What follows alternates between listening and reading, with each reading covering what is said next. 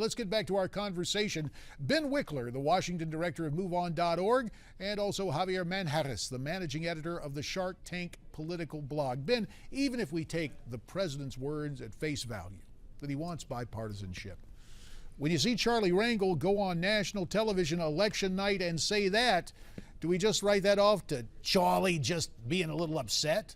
Where do we go with this?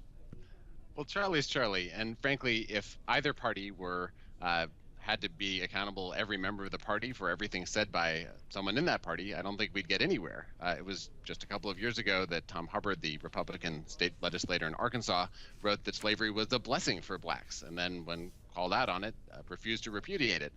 I don't think he represents most Republicans, and I don't think Charlie Rangel, when he's actually in the House, would say that most of his Tea Party colleagues in the House are racist, pro-slavery Dixiecrats.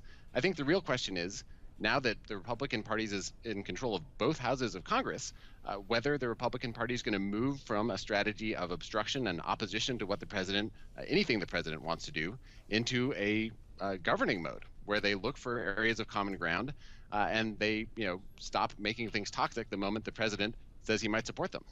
But that also includes abandonment by the president of a my way or the highway approach, which the president continues to maintain on immigration. Javier, to you. I love how Ben pulls out the Democratic talking points. He must have really kicked the cat on Tuesday night. Let me just tell you, it's what Charlie Rangel said offends everyone. But God forbid if someone like Alan West or even you, JD, said the same thing he did. They would pin it on the whole Republican Party, not just one or two of these members or these party affiliates. But look, at the end of the day, President Obama, again, is not going to do anything. He talks a big game like he has always. And look, in that past clip, that reporter even brought up the fact that President Obama hasn't done much over the past 6 years to work with Republicans. So what makes you think that he's going to do it now? And Ben, the other thing you talked about, and I appreciate your efforts to chronicle what you believe to be the president's outstretched hand for these many years, but Congressional Chief of Staff Glenn Downs was on with us, and he tells us that away from the cameras and the debate on the House floor, he has heard from Democrat members of Congress and their staff that they don't hear much out of the White House, that the president still is kind of a solitary man. Is that just a personality thing, or will he really kind of wake up and really try to embrace dialogue from members of his own party as well as Republicans? I will say, JD, this president is not a Bill Clinton when it comes to glad-handing people from either party. This is a president who kind of reaches out through policy proposals. I remember on climate change, he started by expanding drilling in federally controlled lands as a kind of an overture to try to open up negotiations on climate change laws.